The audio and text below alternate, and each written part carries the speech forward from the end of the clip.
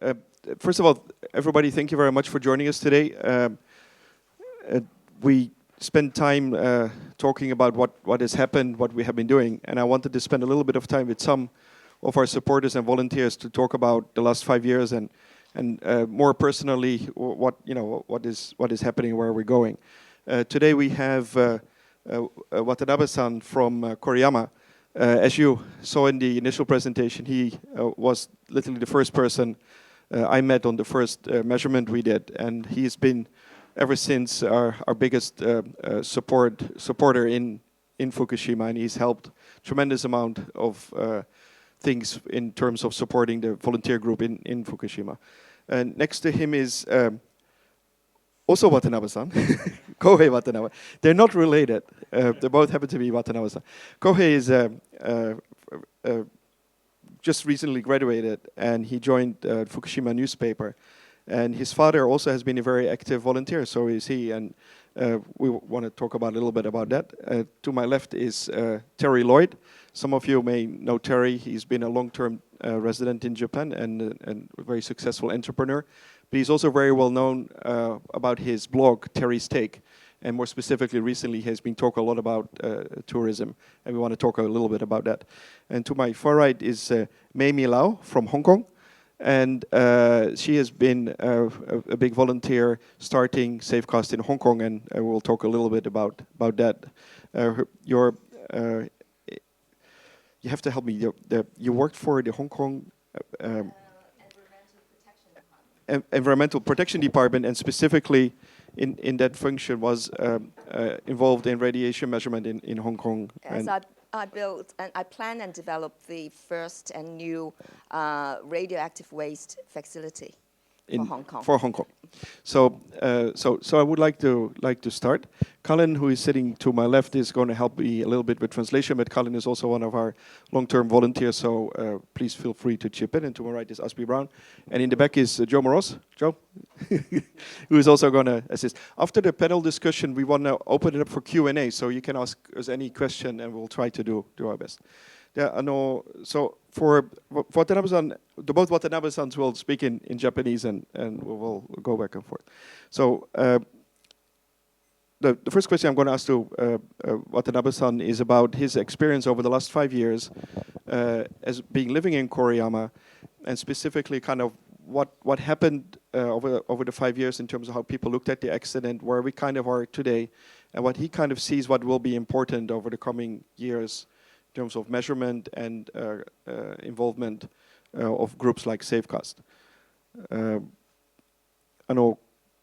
今までは5年間っていうかいろいろな経験があったと思うんですけど、それに対してがの気持ちで、今はどの考え方があるとか、これからセーフカースみたいなグループがどういう影響があるとか、どのインパクトがあるというの意見が聞きたいと思います。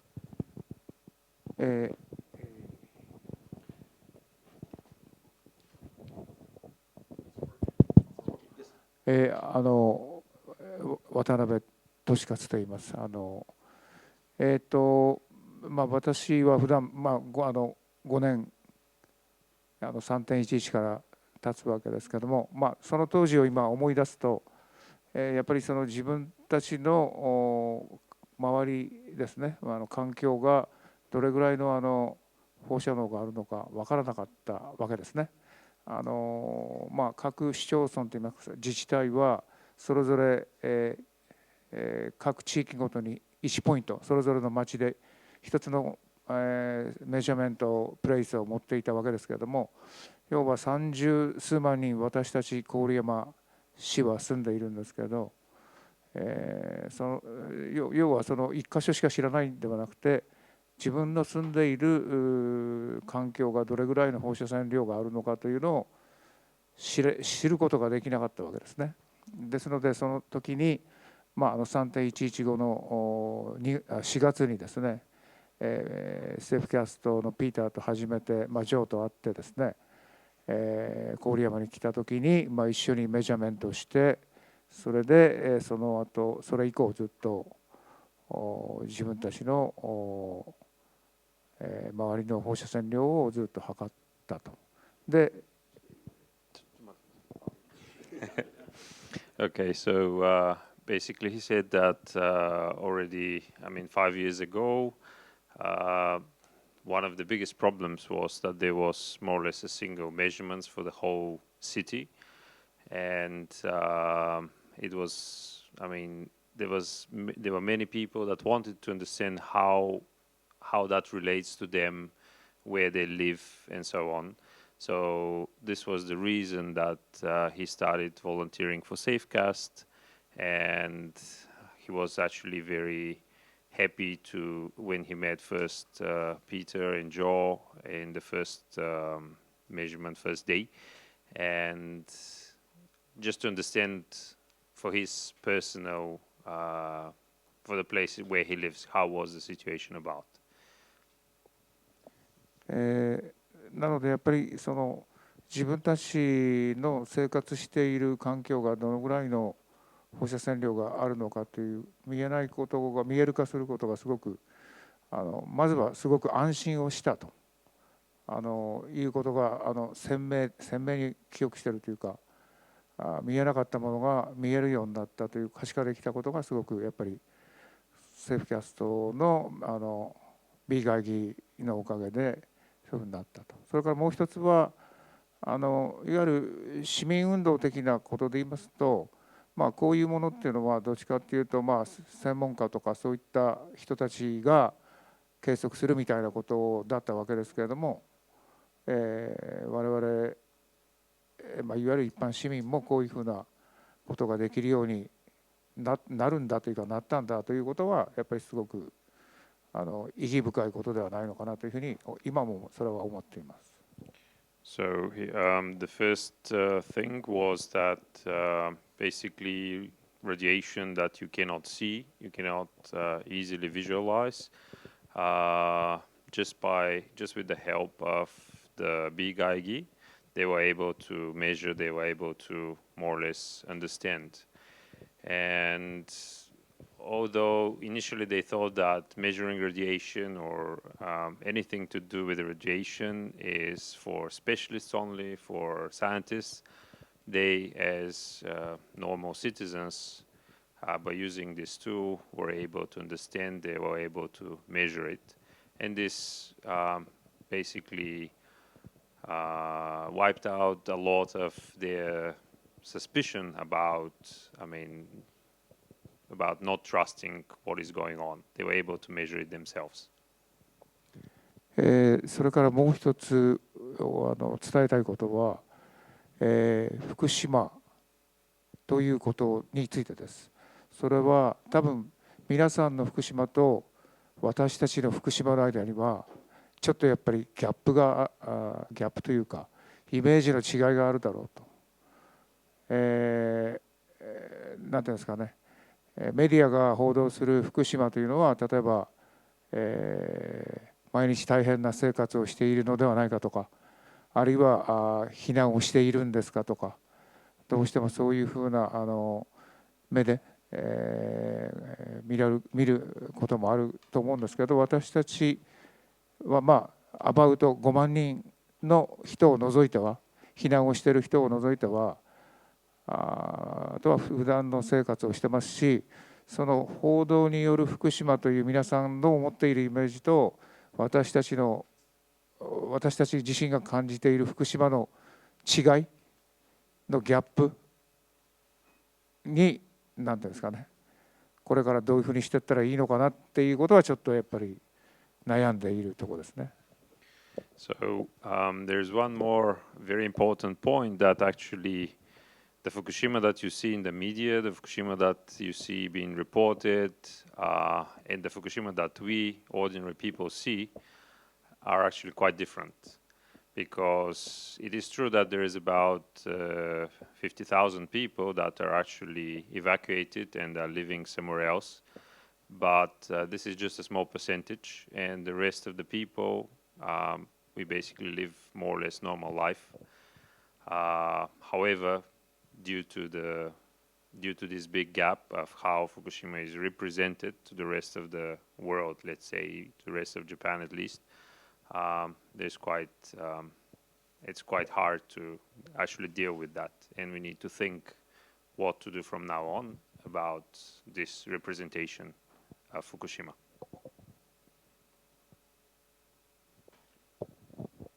Watanabe-san, thank you very much. ちょっと若いWatanabe, the young Watanabe next to me, I want to ask a question. And Watanabe-san is really the young generation in Fukushima. And when the accident happened, he was just out of high school, going to university. So how does your own generation look at where we are today? And as you're now chose to work for a newspaper, how do you see a group like Safecast? What kind of inspiration can you get out of that for your generation? 日本語で言うと今若いのジェネレーションなんで、今いろいろのどの気持ちがあるとかどういうなんか見方が今渡辺さんも言ったなんで毎日の生活が普通で動いてるなんですけど、その若い人たちはどういうなんか気持ちがあると、あとはこれからもセーフカースみたいに若い人たちに対してはどのように習い事ができるとかっていうなんか特にインスピレーションがあるのかというわからないんですけど、なんかそれに対しての意見がお願いします。どうもはじめまして、渡辺と言います。とても緊張してます。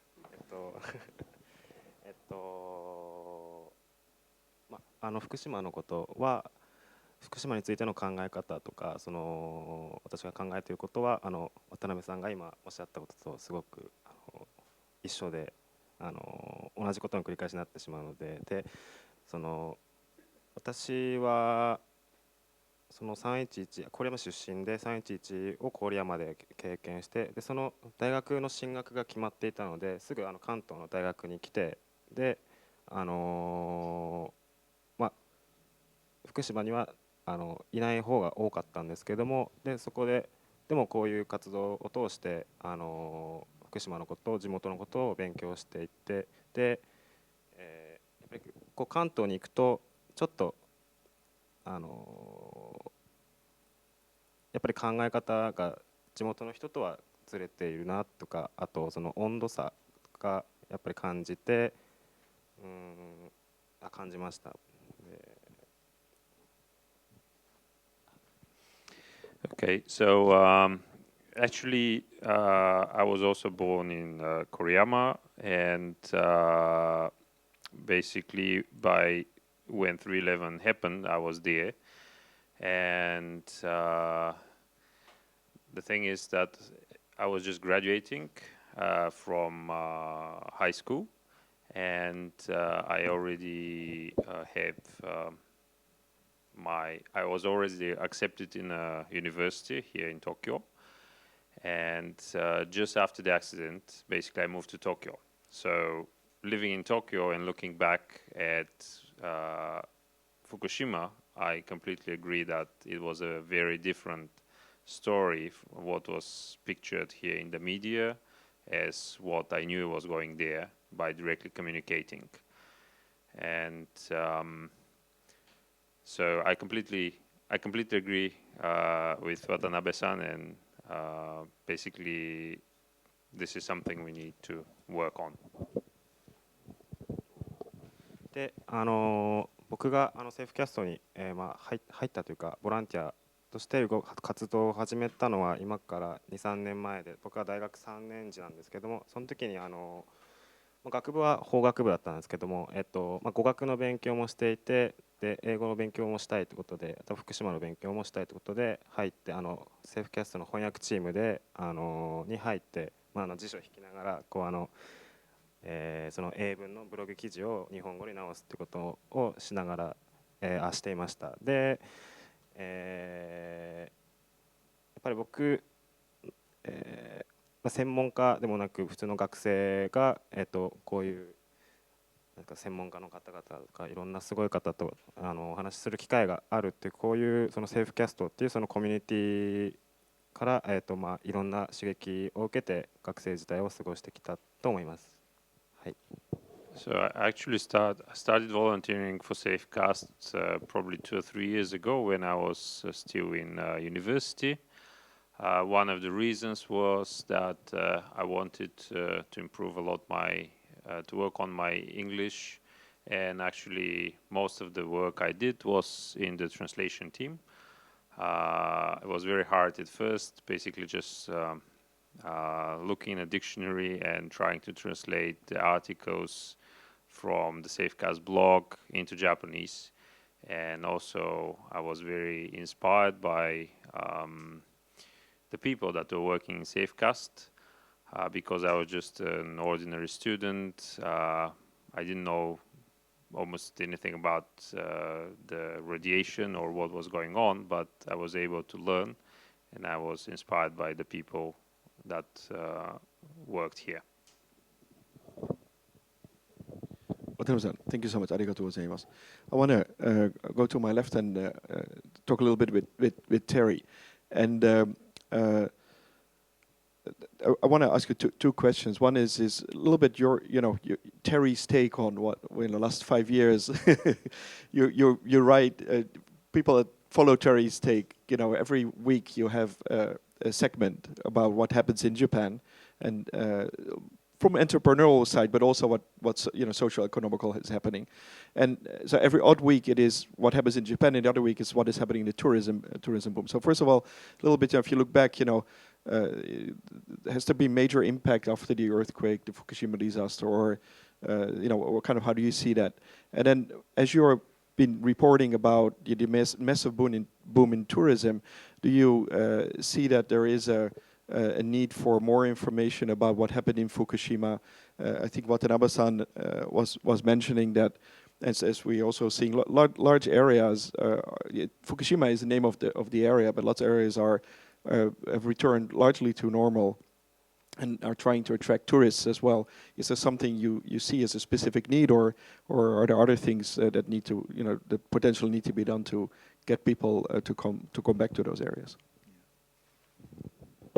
Yeah, actually, after the explosions, I don't know if everybody remembers, but we would watch TV at night, and the talk shows were about how to get cesium, which was sticky, off your rain boots, and leave them out front of the genkan, which was a good start to starting up a inbound travel site, which I decided to do after seeing one of those talk shows. I thought, well, Japan might need some help.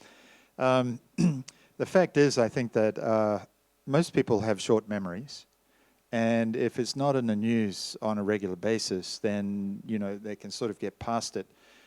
It's easy to imagine, for example, if most of the tourists that come into Japan, as you know, are from China, but actually the reliable ones, the largest repeaters are actually from Hong Kong, and followed by Taiwan, and then after that South Korea.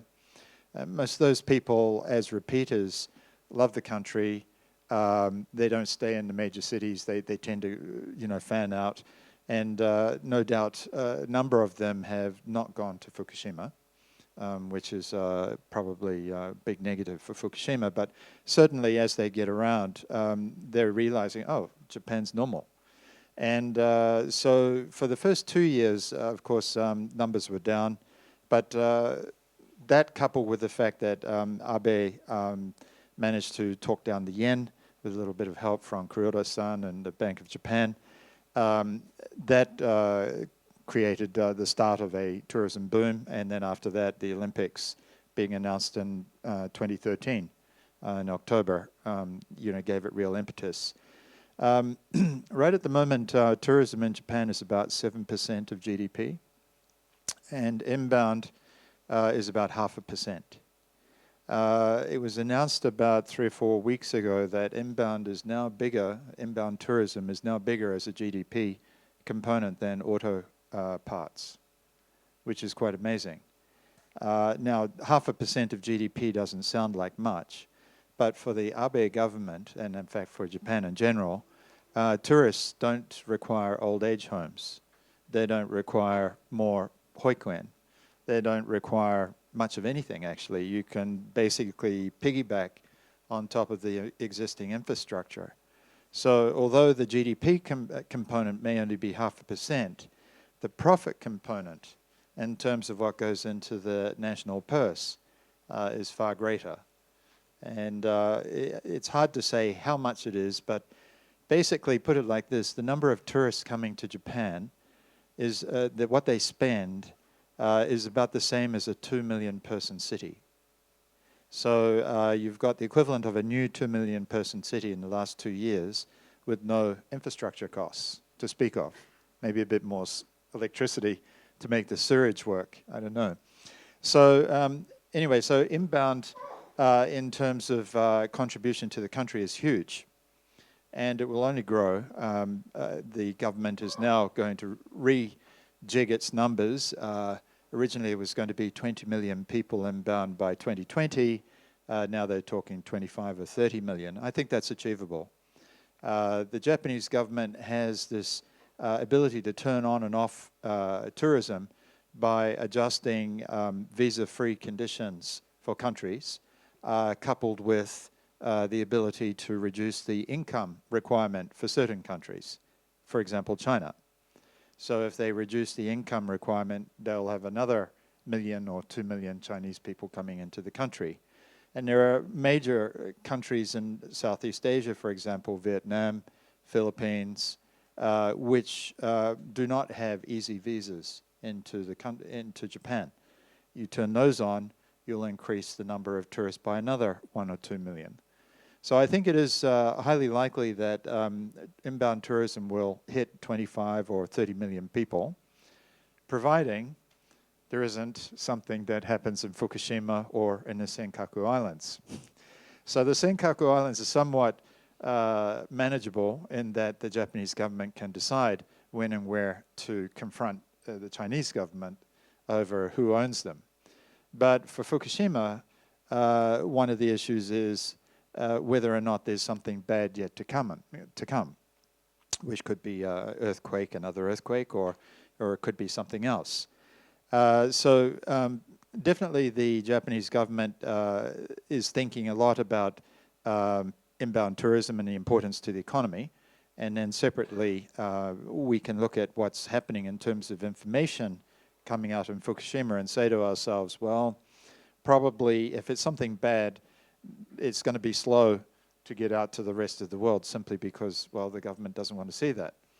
Now, in terms of the second question, inbound tourism to Fukushima, I found it very interesting that when the Japanese government was experimenting with the Chinese inbound flow, I don't know if you remember, but the first thing that they did is that they gave multiple re-entry visas up to 3 years.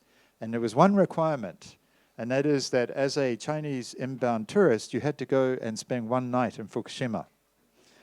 And I guess their figuring was, well, if you didn't glow by the time you got back to China and you told all your friends what a great time you had, then people would start to realize that Fukushima was safe. I'm not sure if that actually worked so well, because they also had the other place you could go to was Okinawa. I don't know why they picked Fukushima and Okinawa. But anyway, if you went to either place, you could come back again as many times as you liked for 3 years. And they did away with that after about a year. Since then, the whole government kind of tourism push for Fukushima actually seems to have died down, which is a bit sad in my opinion. And I wonder actually whether perhaps the government has decided, well, rather than attract attention to Fukushima, we just won't say anything. And I think that's probably what's going on at the moment. So is there going to be more inbound tourism to Fukushima? Well, I don't think you're going to see that coming from the government. But Fukushima people themselves, absolutely. And there are some very good events. Pieter, you would know perfectly well about cycling events, for example, since we both love cycling. And there are lots of great reasons to go to Fukushima, and I think those will start to emerge as inbound tourism itself continues. Sorry, that's a long answer. No, but Terrie, thank you very much. I think also through some of our volunteers, we're talking to local initiatives where people are trying to attract more tourists. I think that the tourism for domestic purposes is kind of increasing, but from outside there are challenges. But we're working with other groups to help explain and attract more foreign tourists to some of the areas in Fukushima as well. So we hope to play a little role in that, but there's definitely, as you were mentioning, it's become kind of a little bit of a background activity, but I think there the local communities are actually standing up. We see some people saying we want to go and attract foreign tourists to Fukushima. I wanted to talk a little bit with Mamie about Safecast, and I think what would be nice is if you can talk a little bit about yourself, your experience in Hong Kong. My experience with Hong Kong for radiation has been when I was there in 2011.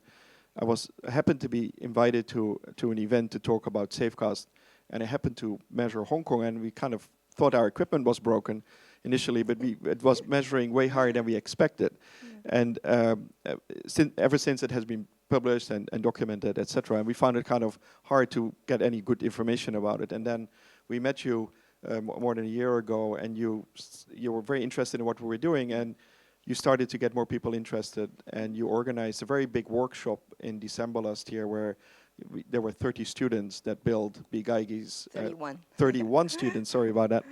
31 students that built that. And it would be great to learn a little bit from you as to, knowing your background, as to what got you to do that, and what are you going to do with that in Hong Kong? Or how do you see Safecast having an influence on what you're trying to do? Yeah. It was about 2 years ago that I first came to know about Safecast, because my son, Justin, who's over there, he works in Tokyo. And it's here, right here, that he, not me, built the first Bigaigi. And it was here that we met Pieter, Joe, Rob, and Yuka, who are now in Nara. And after that, I took the Bigaigi back to Hong Kong and went to different places and measured, and I was shocked, like Pieter. Although actually about 10, 20 years ago in Hong Kong, I measured radon levels in offices and homes, and they were quite high. And I've been warning people, to open the windows of good ventilation, inside buildings. But I was surprised because even outside and inside buildings, it was 2 to 3 times the background radiation levels of Tokyo. And what's the reason? It's because Hong Kong is built on granite, and it's got uranium in it. And it also emits radon. And the buildings in Hong Kong, the concrete, they're made of granitic aggregates. And so if they are not painted over a few times, if there are holes, and they start emitting radon. And also renovation materials, tiles, floor tiles and wall tiles as well. They also emit radon. And so that prompted me to write a book, which is called Healing Tree. And in this book, I've got 2 heroes. They're here. I would like to introduce them, Pieter, and I've got the photos, which I took here, right here, and also Joe Moross. And I started giving talks all around Hong Kong to government departments, to community groups, to schools, almost every week. And I showed them the book, because in the book, I talked about the high radiation levels in Hong Kong. It's not just in Fukushima. It's around you, inside your own home. And I also talk about these 2 heroes. And I was very, very impressed by them, because they did not desert Japan at the time, at the very critical times. Because one of my friends, she's a lawyer, she and her husband left right after 311 and moved back to Hong Kong. And then I told her about my work, measuring radiation in Hong Kong. And they were so shocked. And they said, oh, we really want to build a Bigaigi. They wanted to do measurements, in Hong Kong too. And they were they were quite distressed, because they jumped from the frying pan into the fire. And so, and then everywhere I go, when I give talks, people started asking me, well, where can we buy one, in Hong Kong? People are very, very busy, and they don't want to take the time, to build anything. And I said, well, a Safecast policy not to sell it. You have to build it.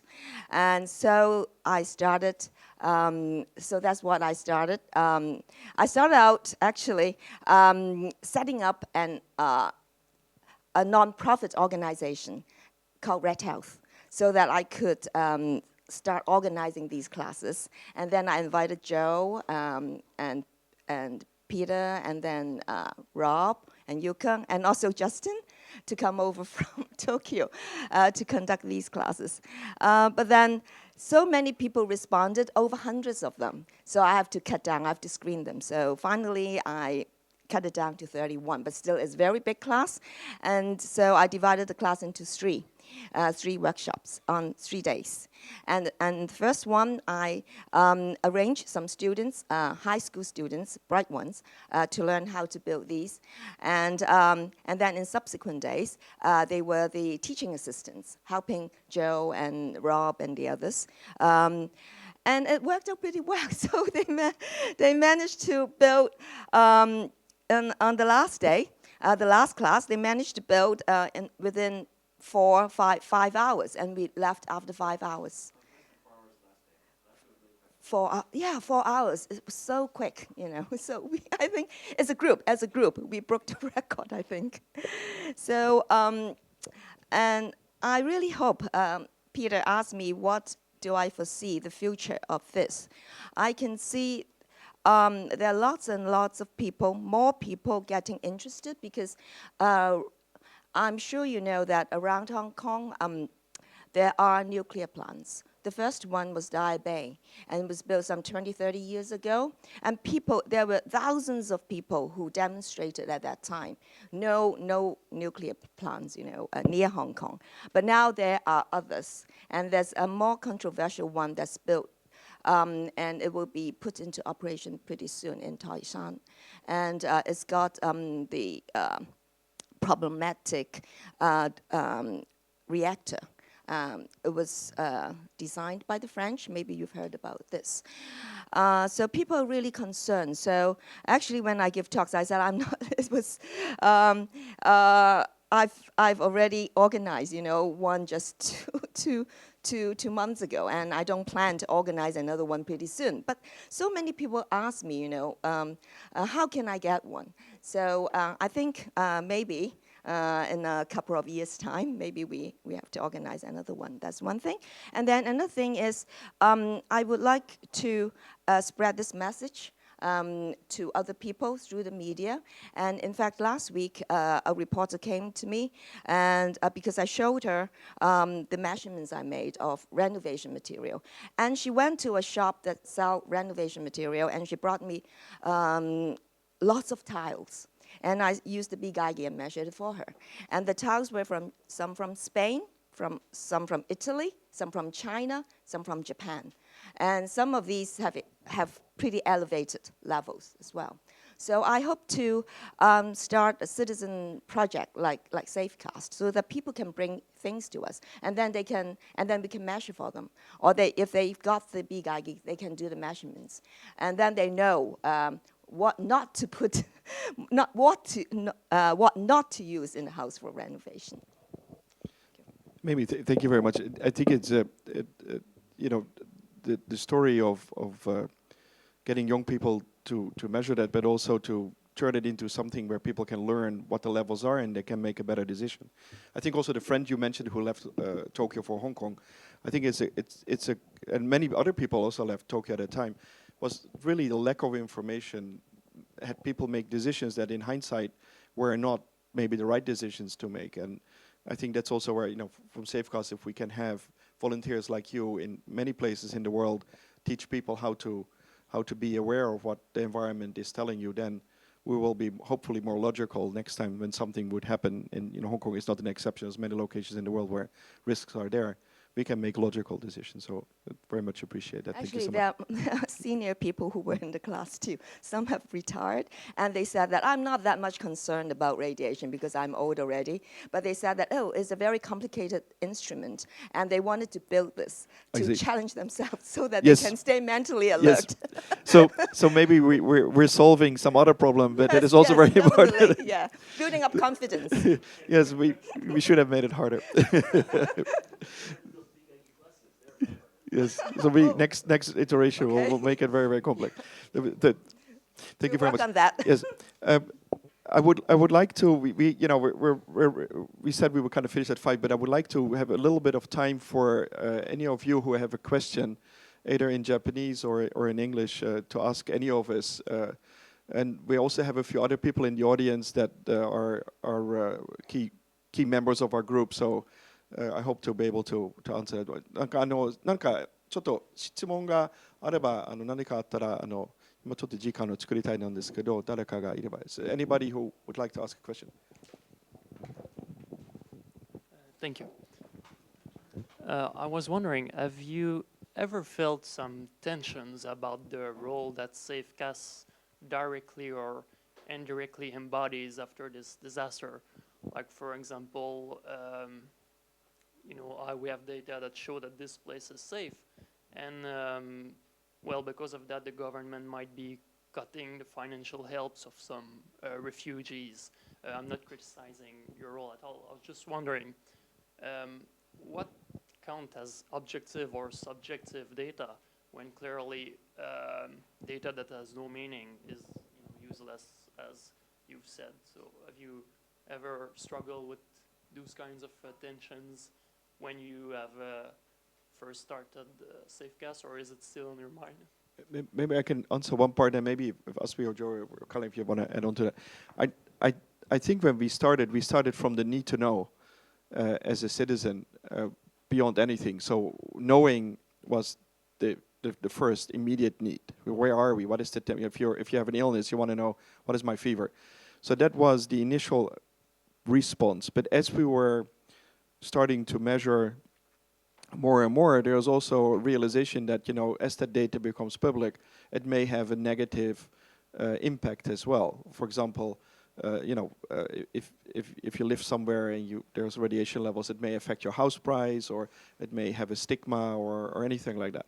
And in the beginning, we did have quite some discussions around what we would do and not do, and how to prevent us from becoming, creating stigma, and also prevent ourselves from becoming sensational. So some people, want to only talk about hot spots. Some other people only want to talk about low spots.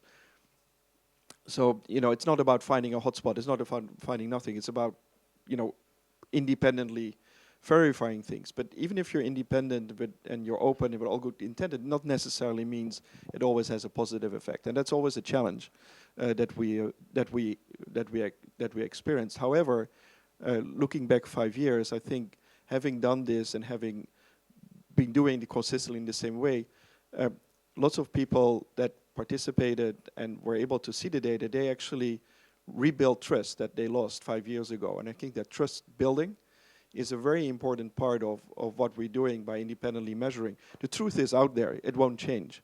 If you measure it or not, the level doesn't change. But if you can intelligently understand it, it actually had much more positive effect than trying to ignore it and in the back of your mind having a worry that you can't deal with. So I think it is challenging. It is sometimes difficult. Sometimes we had lots of discussions, but overall, I think being clear about what our environment state is, where the air we breathe, the radiation around us, is far more important than worrying about that it may have a negative impact, because the negative impact will not change because you either will or will not engage with that.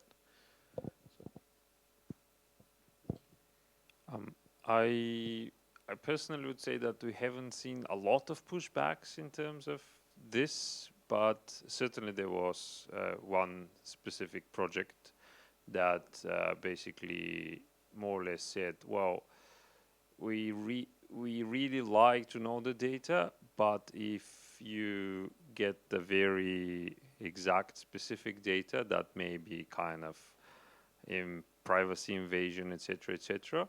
So we worked with for that project, and we decided to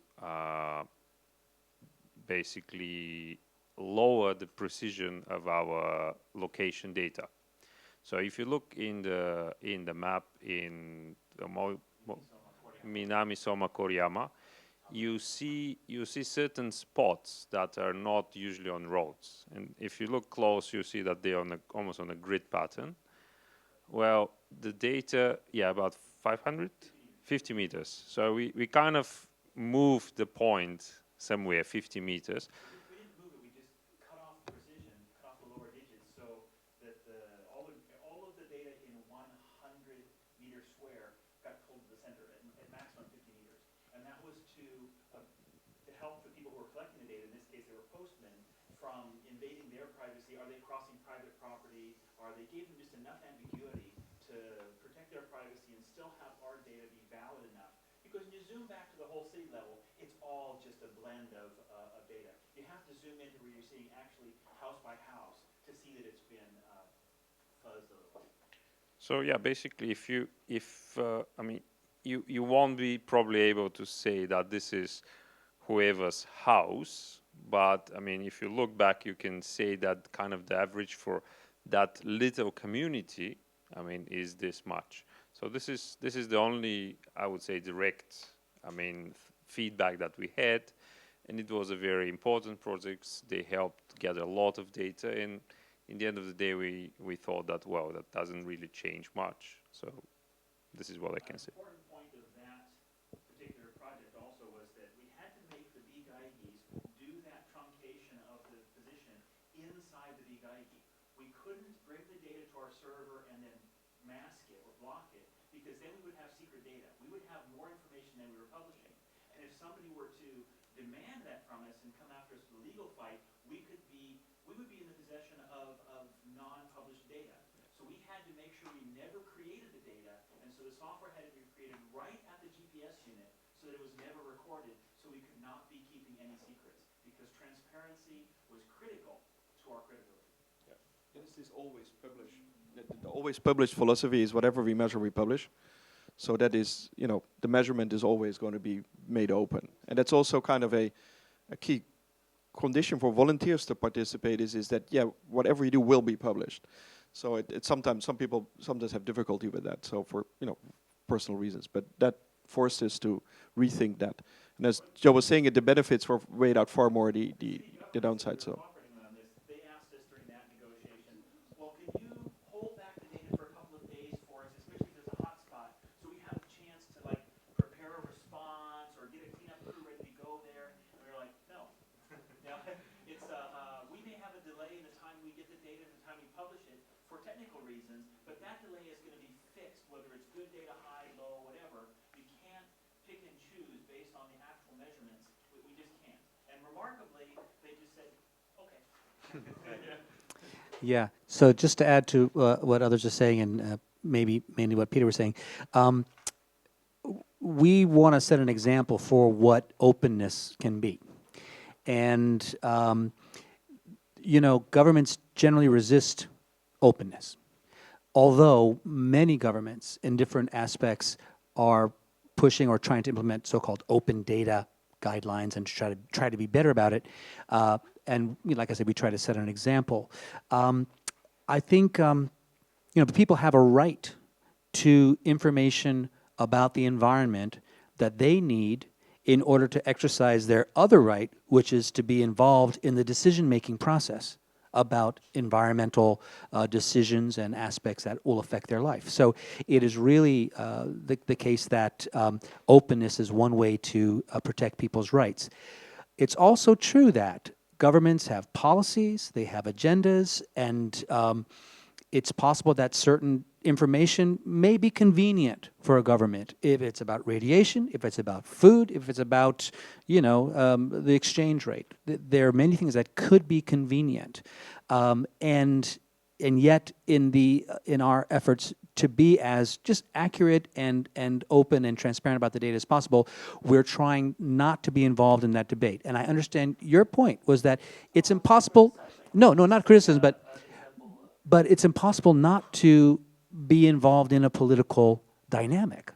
And so we're not overtly political at all, but we understand that we're interested in sort of protecting and bolstering people's rights to information. So when we have conversations with, you know, government people, and, you know, about a month or so ago, some people from the Environment Ministry came because they want to be open now. And we talked to them for 2 hours.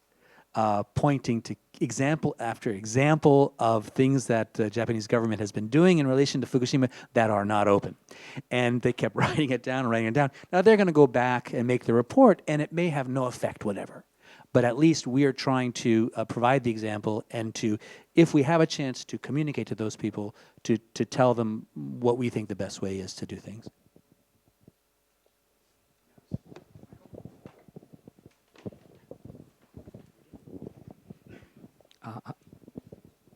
Ah, 日本語で自分で訳しますけれども、最後で、お二人に渡辺さん、年上と年下の二人すいません。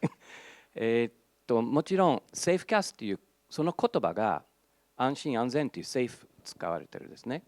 で、今までの話はその外に向いて、その本当の話分かってほしいと。でその安全安心なところ多いんですよ。それ間違いないんです。でだんだんレベルが下がってるっていう正しいお話ですけれども、しかしながら、2人お話今までちょろっとお話ししたことあるんですが、福島の中の若者たち、親子、本当お母さんたちはもう下の子供、戻るか戻らないっていう問題もあるんですよ。イメージのお話別で、セーフキャストこれから、セーフキャストのボランティアの皆さんのデータ集まってるけれども、その将来のためホットスポットとかある町とかどういう立場、どういう、手伝い、どういういいことになれるかどうかっていう考え方あるかどうか興味あります。So I'll quickly translate it myself in English. I know these two gentlemen a bit, and the word safe in Safecast, in Japanese there's two meanings. It's the feeling of safety and the reality of safety or safeness. And that's important for what Safecast does, is to know where it is safe.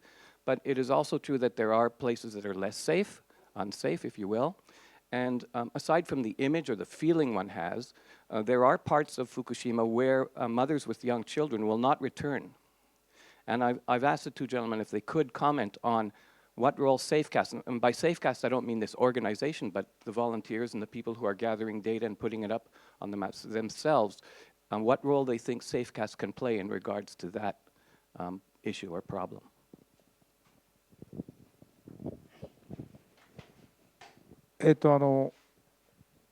答えはいくつかあると思いますけれども、まずはそうですね、伝えたいことっていうのは、福島は多分他の地域よりも、一番放射能が見えてるわけですね。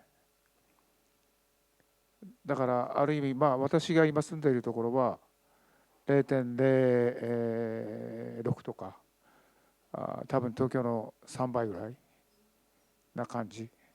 それが高いのかどうか分かんないですけど、要はこの5年間学んだことの中には、放射能はワンオブリスクだと。リスクの一つにしか過ぎないと。放射能だけが絶対的に危険で危ないのではないということについて、ちょっとやっぱり今のメディアも含めて、おバカじゃないのという思いはありますね。だから人間が生きていく上でいろんなリスクがあって、その中のリスクの一つが放射能だということはあるとしても、放射能だけが危ないというそういう報道の仕方というのは極めて片手落ちというか幼い稚拙であると。でもう一つはだからセーフキャストとの関係で言えば、多分それはスキャニングアースだと。我々自身の環境をどう測っていくんだと。今ファクターは放射能というのがあるけれども、基本やっぱり我々の環境をどういうふうに安全なのかそうでないのかという活動を続けるということはすごく重要だと思っています今は。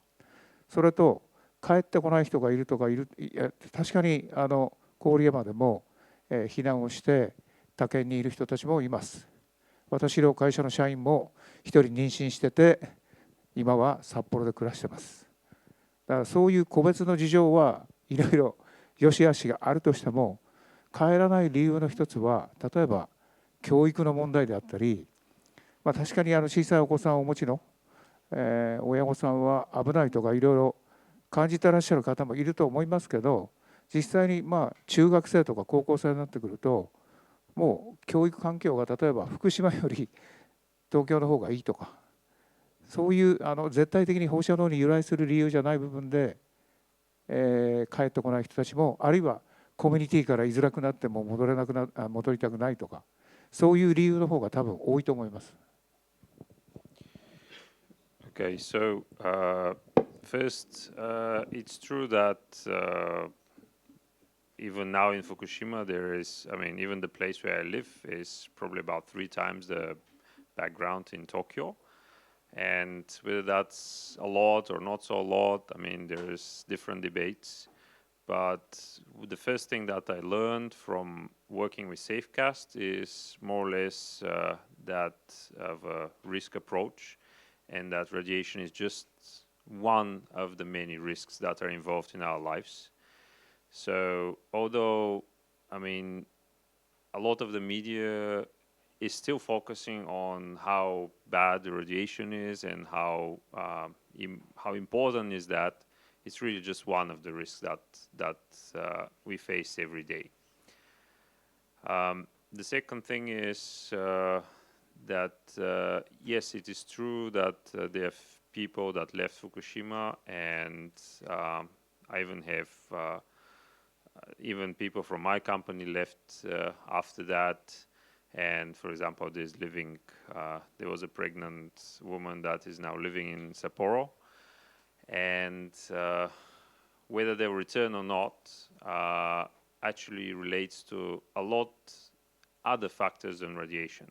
For example, simply just because where they went to live feels better, or they have better opportunities for educating their children, or something completely different, like for example, the community in Fukushima, for one reason or another, didn't like them or didn't work well with them.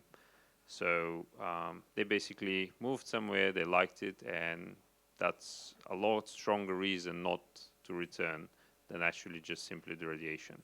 So we shouldn't be focusing solely on radiation, and we should learn to measure, to understand, to evaluate the environment that we live in, and not only radiation, but anything else that goes together with it.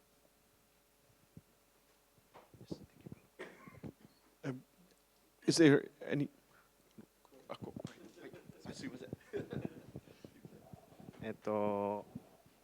そうですね。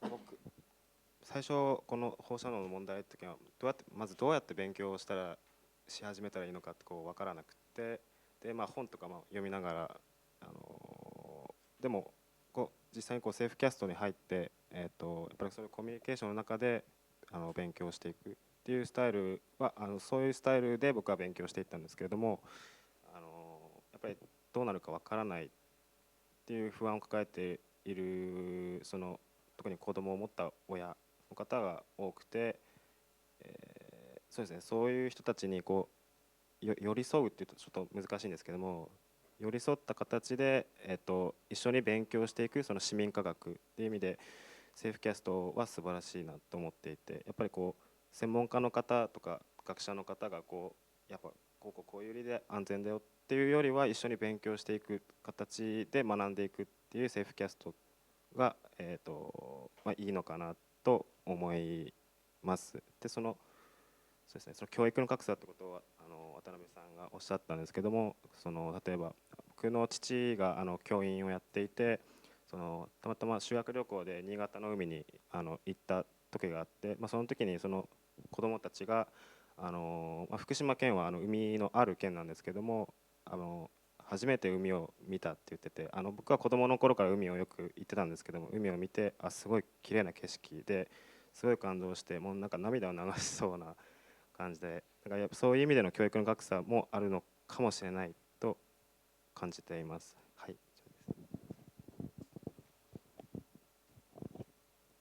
Okay, so the when I started, when before even joining Safecast, I was trying to learn. I was trying to understand what is radiation, how, I mean, everything I could read from books. But it was very different once I get in and I was able to speak with people, ask my questions, and learn directly from people that are dealing with it, that are measuring it on the ground. And there are many, say, families or parents with small children, and they're always worried about their children. And I think that one of the important points of Safecast is that that Safecast actually works with these people and teaches them and makes them learn and understand and being able to evaluate what is good or bad for them. It's not the same if some specialist or scientist just comes and says it's safe, just trust me. I mean, it's very different when you actually learn why is it safe or why it is not, and try to understand it yourself. So this is the important thing that Safecast does. This is the educational point. As a kind of unrelated example for for just giving an example of such importance of education, I remember when I was in elementary school or junior high school, that we went to Niigata, and in our group there were, I mean, students from Fukushima that saw the sea for the first time. I mean, in Fukushima we have sea, of course, but they never been to the sea. I mean, so for the first time in their life they went somewhere completely different just to see the ocean, the sea, and they were very impressed with that. So it's very important for you to have a personal understanding of what you're doing, what you're studying, not just reading about it in books or listening to what your teacher says. Thank you very much. I think we'll take one more. We have, yes, one more question. Two more. Okay, two more. So yes, who's first? Do you have the microphone over there, or sorry, it's in front of us. Okay. Yep. Yeah, just pass it around. Yes. Okay.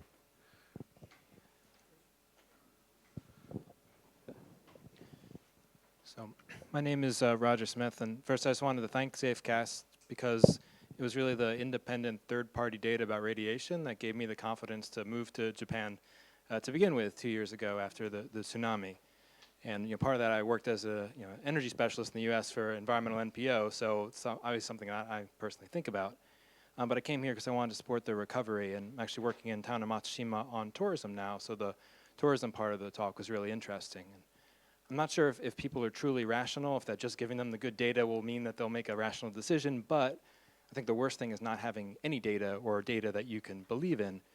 So to that end, I spend plenty of time playing around with the website, and it looks like some of the Tohoku data is getting a little bit stale or a little bit old. I mean, it looks like there was a lot of interest around 2012 going into 2013, but levels, frankly, are low, at least in like the Matsushima, Miyagi area. So I could understand from a volunteer perspective, it's a little bit boring to go out and take a bunch of readings that basically are all low and getting lower.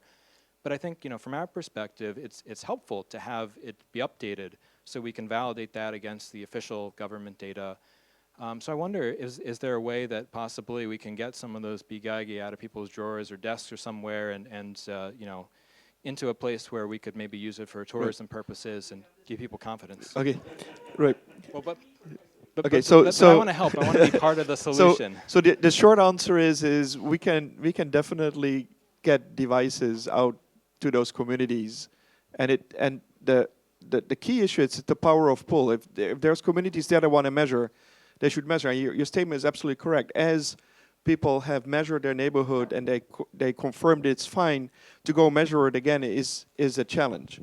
But at the same time, we have volunteers. Actually, there's a volunteer in Sendai who only recently started, and he's remeasuring entire Sendai street by street. And we have different kinds of volunteers that kind of work in different ways. We have people that are very focused around the neighborhoods. We have other volunteers that are like how do you call it, a web crawler. They basically do entire Japan over 1 year's time. So they keep on measuring because they are committed to keep on doing that. But I think it's really important to keep that fire going, and I fully agree with you. The story is not the hotspots. The story is right now is tremendous amount of areas are clearly safe, including areas not affected, but still people want to hear that. So to continue this actually is important. It's also the challenge to get people to keep on measuring. But love to have a discussion with you on that. Just looking around, Joe, you want to add something to this, or in terms of filling the gaps and.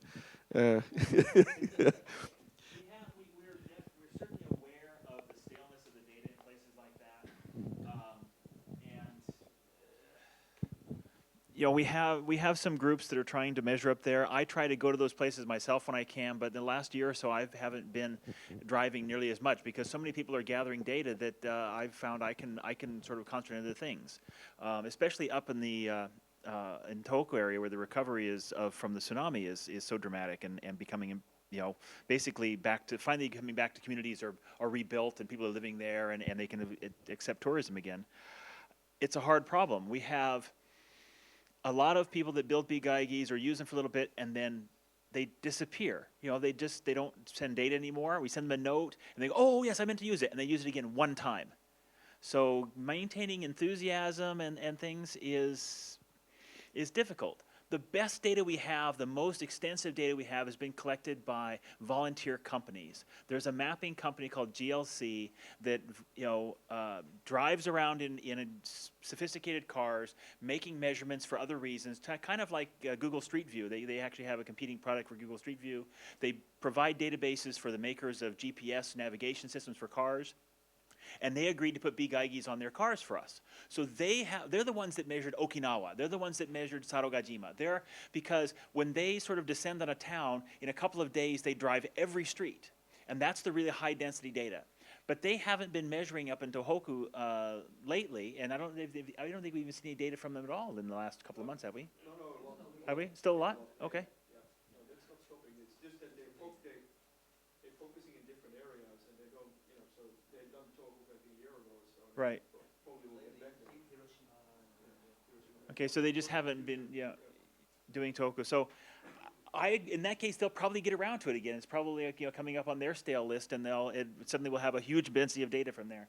One thing actually where because of this problem, we recently have started a project. Actually, the person that's leading it is actually working in the kitchen right now to put all this next together. Is Jonathan Wilder, but he has just started a project, and we're looking for more people to help. Is where we want to have people that got equipment and kind of stop measuring, put it back in the pool, and other people that want equipment can lend it out of the pool. So it's kind of a Pass the Big Gaigi program, and we're working on that right now. So if you're interested, and that's also how we can help other communities with equipment, is by just sharing it better than what we have done before. In the beginning, we have no problem in sharing. It was very actively used, and now we're seeing that we need to go manage the fleet and see how we can move equipment from one area to the other area.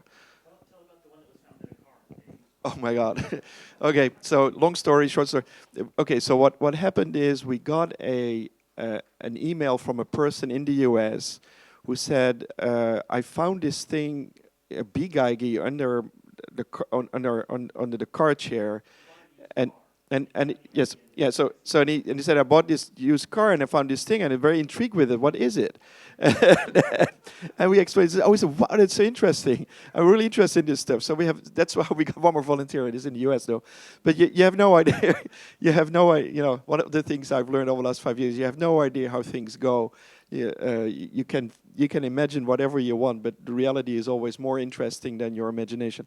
So what I'm trying to say is that, and that allows you to do things that are like Safecast. So I think communities that want to measure in Tohoku right now, that's actually very good news, because that reassurance. And for tourism, one of the initial volunteers we got in Tohoku, not in Fukushima, in Miyagi-ken, etc., were people that were measuring because they wanted to rebuild tourism there as soon as possible. So I think it's good to hear that that need is not changed very much. Neil. Neil Van Wow, Gambati 365. Pieter, you said that when the project started, it was desire to know what's going on. And it grew from there, and Azby was mentioning that now you're telling people about good examples of how to use open data. So I know that in 5 years, this project grew up because of your initial concerns was just safety in your own family and friends. This grew much bigger than you expected in 5 years. So this is a bit of a whimsical question, but the pull aspect aside, you need, of course, you know, how many volunteers continue to stay active. Forget that. What could this be? You know, in another 5, 10 years, as it spreads around the world, what could citizen monitoring be? Neil, thank you very much for the question. I'll just can only kind of share my own personal views on that. I think it can be much more, and we're sensing that we're getting invited by other groups, semi-governments, other volunteer groups that just want to learn how we did this type of monitoring. And so what I kind of foresee is one is that there's going to be more groups that are going to use a similar type of approach, technologies, etc., to expand what we started, and that itself is very important. There is not enough time and energy in the world to do everything yourself. So we actively try to build more dialogue. Also, we're trying to, as we talked about this scientific paper, but it is really about documenting things more precisely so that other people can just copy it. Just being open about that. From a Safecast point of view, we have lots of discussion as to what are we going to do next. And the challenge there is what, as you was mentioning, where is the pull coming from? And we think, what could it be? As I was just mentioning, your imagination is just a poor reflection of what you can achieve. So we hope to do much, much more. But if I personally look at it, I think what the real driver is to have a strong passion around the open environmental data. If we can achieve that 5 years from now, where more groups are making good environmental data available in an open platform, I think that will have a huge impact. Funny enough, even though we're talking about air quality and maybe water quality in the US, there are some major issues around that. When you look at that and you examine these, you'll find out it is very much the same as when we started Safecast 5 years ago. There is some data available. It's hard to understand. It doesn't really talk about my neighborhood. And I think in general, environmental measurement is very much what it was in Fukushima five years ago. So I think there's a huge opportunity for us citizens to fill a huge gap. But more importantly, as you measure, you have to start engaging with that information. Now you can be remote with it, because if you would figure out what do you know about your environment, you'll find out almost nothing. Where do you get this from? So once you have that information, you can become more empowered, but it also means that you will have to become more involved in what that environment around you is and why is it so, and what can you do with it. So I think in that sense, we can play a much bigger role than we're playing right now by making people aware of their environment. How does that environment change? What is your input? It's not it's a result of all of us together. What are the measurements? And those measurements hopefully will tell us a much better way to attack it. Maybe we're putting the energy in the wrong areas. We may think it is polluted. Maybe it's not polluted. Maybe we think it's fine. It's polluted. So I think there's a lot of discoveries to be made.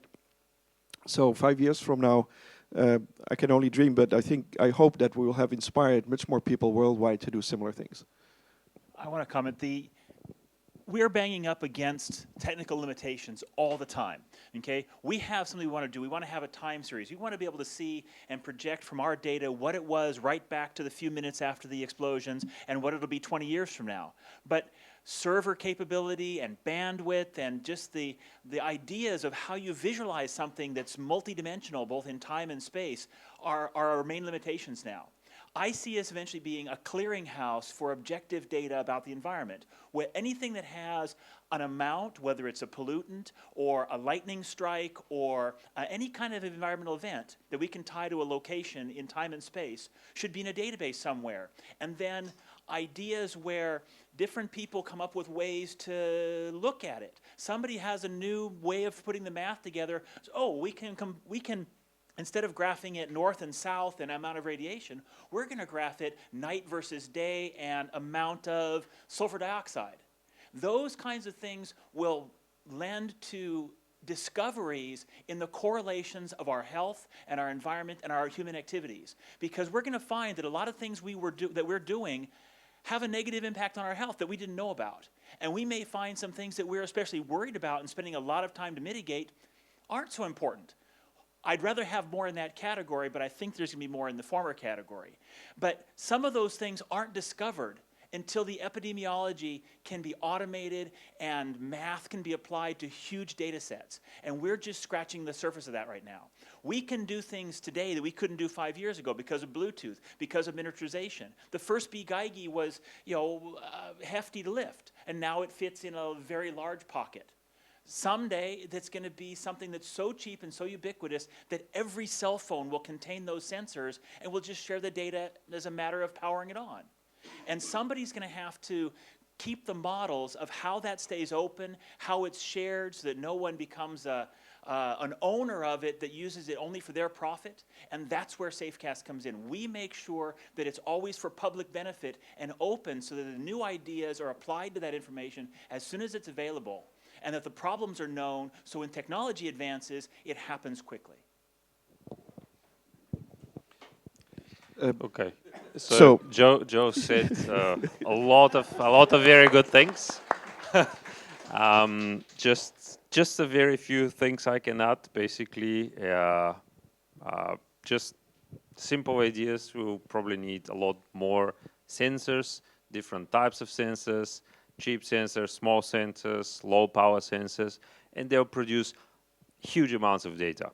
So we need to store that data, we need to process it.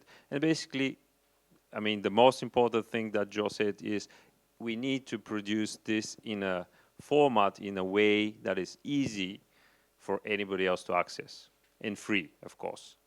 So once we have that data, I mean, probably in 5 years we'll have amounts of data that we won't be able to imagine even today.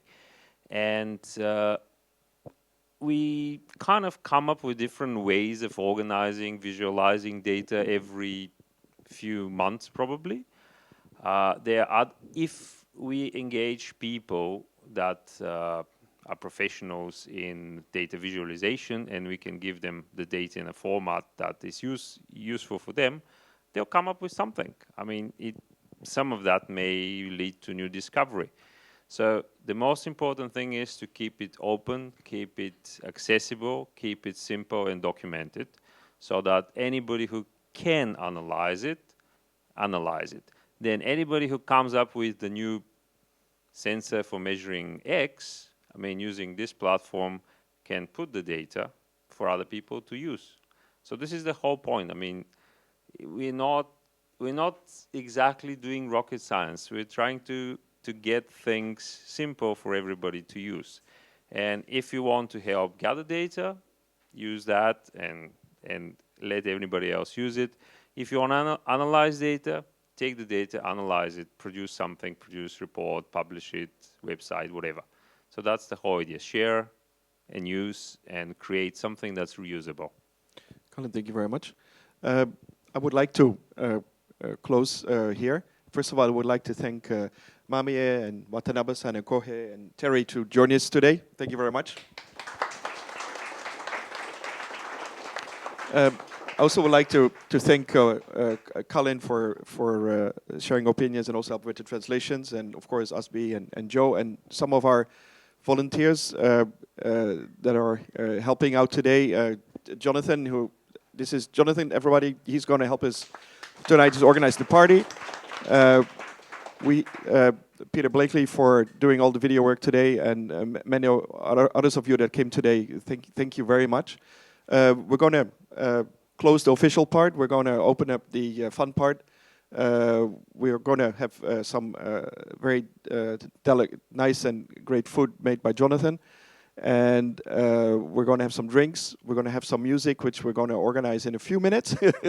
So Stig, who is in the background, is going to spin some records. So if you like to check it out, you can come and check out the record store here.